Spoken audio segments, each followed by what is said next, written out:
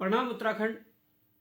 आज आप सब ने दिन से सोशल मीडिया पर एक मुख्यमंत्री पुष्कर सिंह धामी जी के बयान को सुना होगा और लगातार वायरल हो रहा है, जिसमें वो कह रहे हैं कि यदि उत्तराखंड में रहकर कोई क्षेत्रवाद की बात करेगा, जातिवाद की बात करेगा, तो उनके खिलाफ कड़ा एक्शन लिया जाएगा, उन पर कार्रवाई की जाएगी। निश्चित तौर पर मुख्यमंत्री के इस बयान का हम समर्थन करते हैं, परंतु क्या मुख्यमंत्री पुष्कर सिंह धामी इस बयान देने के बाद अपने पार्टी के नेताओं पर मुकदमे करेंगे, उन पर कानूनी कार्रवाई करेंगे? ये बड़ा सवाल है। अगर मुख्यमंत्री पुष्कर सिंह धामी जी को याद दिला दूं, तो मैं याद दिलाना चाहता हूं, आपके पार्टी के कोटद्वार विधायक, वर्तमान में उत्तराखंड सरकार के विधानसभा अध्यक्ष रितु खंडूड़ी जी का बयान आया। वो कहते हैं कि मैं खालिश पहाड़ी हूं। क्या ये क्षेत्रवाद की श्रेणी में नहीं आता? आपके जो मेयर चुनाव अभी हुए हैं, उस मेयर चुनाव में सुबोध उनियाल जी कहते हैं कि मैं बिहारी हूं, और ये शब्द इसलिए कहे जाते हैं कि ऋषिकेश जैसे जगह पर आपने बिहार के कैंडिडेट को, बिहार के व्यक्ति को कैंडिडेट बनाया और उससे मेयर, यहाँ के वरिष्ठ नेता कहूं या आपके मंत्रिमंडल के नेता कहूं, सुबोध उनियाल जी कहते हैं कि मैं बिहारी हूं, हम सब उनियाल बिहारी हैं। क्या ये क्षेत्रवाद नहीं है? कि अभी हाल ही में विधानसभा के अंदर जिस प्रकार से प्रेमचंद अग्रवाल ने कहा कि साले पहाड़ी, मतलब ये राज्य क्या साले पहाड़ी, मतलब ये शब्द ये क्या दर्शाता है? क्या इन पर मुकदमा होगा या नहीं होगा? आपके पार्टी के धर्मपुर के विधायक विनोद चमोली जी कहते हैं कि मैं कट्टर पहाड़ी हूं, तो ये भी क्षेत्रवाद होता होगा, ये भी क्षेत्रवाद की श्रेणी में आता होगा। और आपके द्वारा जब नगर निगम चुनाव चल रहे थे, निकाय चुनाव चल रहे थे, 12 जनवरी 2025 को अग्रवैश्य सम्मेलन में आपने अपने मुखार बिंदु से कहा कि देहरादून में हम वैश्य समाज के लोगों को टिकट नहीं दे पाए और उसकी भरपाई हमने रुड़की में कर दी है। क्या यह क्षेत्रवाद नहीं है? क्या यह जातिवाद नहीं है? मैं आपसे पूछना चाहता हूं, क्या आप पर भी मुकदमा होगा?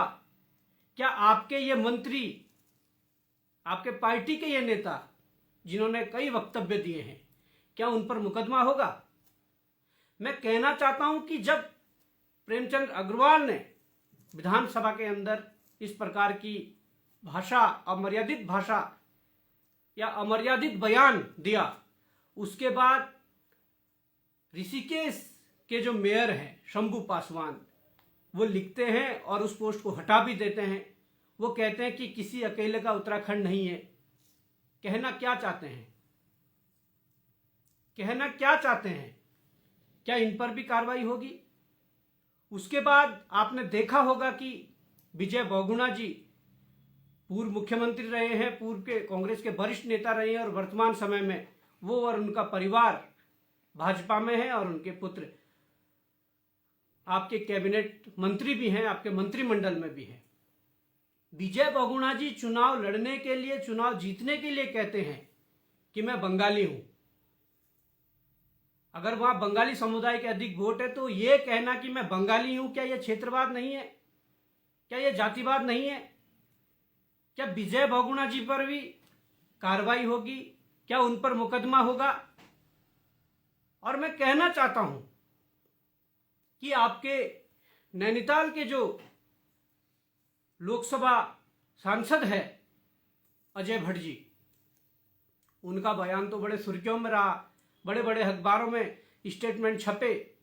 उनका कहना था कि यहाँ जो बंगाली समुदाय है उनको जनजाति का दर्जा दिया जाए।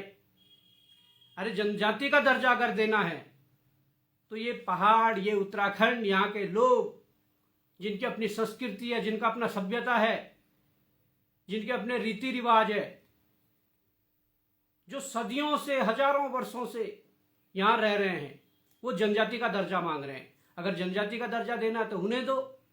केवल वोट बैंक की राजनीति के लिए आपके पूर्व प्रदेश अध्यक्ष और वर्तमान लोकसभा सांसद नैनीताल ये कह देते हैं कि बंगालियों को जनजाति का दर्जा दे। ये क्षेत्रवाद नहीं है, ये जातिवाद नहीं है। और आपके उधम सिंह नगर में पूर्व में 4 बार के विधायक रहे हरभजन सिंह चीमा जी कहते हैं कि पहाड़ के लोग जो हैं तराई क्षेत्र पर भार बन गए हैं। तो ये क्या है? क्या ये क्षेत्रवाद नहीं है?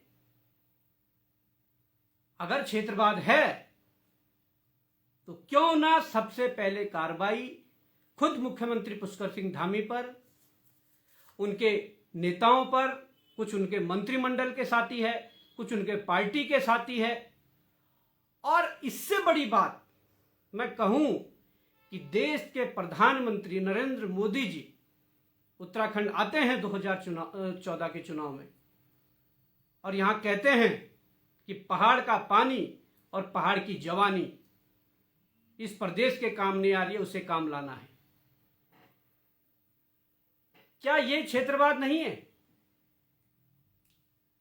क्या इस पहाड़ी राज्य को साधने के लिए, यहां चुनावी लाभ लेने के लिए इस प्रकार की टैगलाइनें, इस प्रकार की भाषा कहना, इस प्रकार के स्टेटमेंट कहना, क्या ये क्षेत्रवाद नहीं है? कभी कुमाऊं में रैली हुई तो 4 शब्द कुमाऊंी भाषा में शुरुआत में बोल दिए, गढ़वाल में हुई तो गढ़वाल में 4 शब्द गढ़वाली भाषा में बोल दिए। क्या ये क्षेत्रवाद नहीं है? क्या समाज को बांटने के लिए नहीं है? अगर हैं तो निश्चित तौर पर अगर आप कार्रवाई करना चाहते हैं तो ये कार्रवाई सर्वप्रथम खुद मुख्यमंत्री धामी पर और प्रधानमंत्री नरेंद्र मोदी जी पर और आपके वर्तमान प्रदेश अध्यक्ष, पूर्व प्रदेश अध्यक्ष, खुद आपके कुछ कैबिनेट मंत्री जो आपके मंत्रिमंडल के साथी है, कुछ आपके विधायक, उन पर होनी चाहिए। और अगर उन पर कार्रवाई होती है तो निश्चित तौर पर आप उन पर भी कार्रवाई करिए जो फिर इस प्रदेश के अंदर इस प्रकार की बातें करें। और अगर आप उन पर कार्रवाई नहीं कर सकते हैं जिनका मैंने नाम लिया, जिन्होंने पूर्व में जातिवाद और क्षेत्रवाद पर बांटने का काम किया, तो आपको कोई अधिकार नहीं है कि आप किसी उत्तराखंडी को ये बात बोलो कि अगर कोई इस प्रकार का काम करेगा तो उस पर कार्रवाई होगी। आज इस उत्तराखंड को जागने की जरूरत है। ये सच्चाई सब जानते हैं कि ये उत्तराखंड कई बलिदानों देकर बना है, कई बड़े बड़े संघर्ष करके मिला है। तो आज यहां के लोगों को जागना पड़ेगा। आज यहां के लोग जब जागेंगे तो निश्चित तौर पर इस प्रदेश को बचाया जा सकता है, जो प्रदेश आज विकास की बात करें उससे कई कोसों दूर चला गया है। आज इस प्रदेश को बचा सकते हैं जो प्रदेश भ्रष्टाचार की आग में जल रहा है। तो जो आज धामी जी का वक्तव्य मैं सुन रहा था, निश्चित तौर पर उस पर प्रतिक्रिया देना जरूरी था और हमने प्रतिक्रिया दी। अगर फिर भी उत्तराखंड सरकार और धामी जी को ये लगता है कि जो बयानबाजी कर रहे हैं, जिसका वो डराव दे रहे हैं, अगर अपनी बात पर खड़े रह सकते हैं, अडिग रह सकते हैं, तो निश्चित तौर पर अडिग रहिए। इस उत्तराखंड में जिस क्षेत्र की उपेक्षा हुई हो, जिस जिले की उपेक्षा हुई हो, जिस गांव की उपेक्षा हुई हो, जिस शहर की उपेक्षा हुई हो, उसे आगे लाने के लिए कोई भी कदम उठाना पड़े वो उठाएंगे। उसमें आप ये नहीं कह सकते कि आप क्षेत्रवाद कर रहे हैं, उसमें जातिवाद कर रहे हैं, क्योंकि ये शुरुआत तुमने की है, भाजपा ने की है, आपके तमाम मुख्यमंत्रियों ने, विधायकों और मंत्रियों ने की है। इसलिए आज अगर आप अपनी बात पर अडिग हैं तो पहले इन सब पर कार्रवाई करके दिखाइए, तब जाकर उन उत्तराखंडियों पर कार्रवाई करने की बात करना जो उत्तराखंडी आज ज्वलंत मुद्दों पर लड़ रहे हैं, जो वास्तविक मुद्दों पर लड़ रहे हैं। साथियों, आज इन तमाम लड़ाइयों को मजबूत करने की जरूरत है जो लड़ाइयां लड़ी जा रही है। वो लड़ाई स्थानीय लोगों को रोजगार की हो, वो लड़ाई भ्रष्टाचार के विरुद्ध हो, वो लड़ाई मूल निवास की हो, वो लड़ाई सशक्त भू कानून की हो, ऐसे फर्जी भू कानून की नहीं जो फर्जी भू कानून अभी भाजपा लाई है, या वो लड़ाई इस प्रदेश की स्वास्थ्य सुविधाओं को बेहतर करने की हो, या वो लड़ाई इस प्रदेश की शिक्षा को बेहतर करने की हो। तमाम इन लड़ाइयों को लड़ने के लिए आप सबको आज एकत्रित होने की जरूरत है, क्योंकि इस प्रदेश के जो प्राकृतिक संसाधन हैं, जिस पर हमारा अधिकार है, जो हमें प्रकृति ने दिया है, आज उस चीज को भी, उन संसाधनों को भी इन्होंने नोच लिया है, लूट लिया है, बेच दिया है। तो आज उन सबको बचाने की जरूरत है। और मुख्यमंत्री जी, अगर मुकदमे की इतनी धमकी आपके द्वारा और आपके प्रदेश अध्यक्ष महेंद्र भट्ट जी के द्वारा दी जा रही है, तो निश्चित तौर पर आप आइए और मुकदमा करना शुरू करिए। हम उसके लिए तैयार बैठे हैं। जय हिंद, जय भारत, जय उत्तराखंड।